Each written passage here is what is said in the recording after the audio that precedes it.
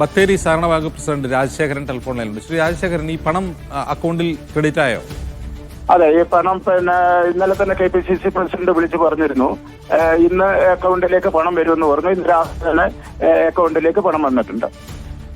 അത് ഈ വിവരം കുടുംബത്തെ അറിയിച്ചിട്ടുണ്ടാവും? അത് അവരെ അറിയിക്കുമായിരിക്കും അല്ലെ KPCC? അത് അവരെ അറിയിച്ചു. ഇനി അറിയിച്ചില്ലെങ്കിൽ ഞങ്ങളുടെ ബാങ്കിന്റെ ലോൺ എടുത്ത ശാഖാ മാനേജർ അവർക്ക് രേഖാമൂലം വിവരം കൊടുക്കും. ഇന്നപോലെ നിങ്ങളുടെ അക്കൗണ്ടിലേക്ക് ഇത്ര ലക്ഷം രൂപ വന്നിട്ടുണ്ട്. ഇതിന്റെ ബാക്കി കുറച്ച് ലീഗലായിട്ടുള്ള പ്രശ്നങ്ങളുണ്ട്. ലീഗൽ എന്ന് പറഞ്ഞു കഴിഞ്ഞാൽ സ്വാഭാവികമായിട്ട് വരുന്ന ഇതിന്റെ നോമിനി, ബാങ്കിൽ തന്നിരിക്കുന്ന നോമിനി സുമയാണ് എന്ന് പറഞ്ഞാൽ വിജയേട്ടന്റെ ഭാര്യയാണ്. അപ്പോ അവരാണ് നോമിനി വരുന്നത്. അവര് നേരത്തെ മരിച്ചുപോയതാണ്. പിന്നെ വിജയേട്ടന്റെ അങ്ങനെയുള്ള ഈ ലീഗലായിട്ട് വരുന്ന ഡെത്ത് സർട്ടിഫിക്കറ്റ് അടക്കവും പിന്നെ ഇതിന്റെ ഷെയറിന്റെ ഇതുണ്ട്, അതടക്കം അവര് ഇപ്പോഴത്തെ അവകാശി വന്ന രേഖാമൂലം ബാങ്കില് എഴുതി തരണം.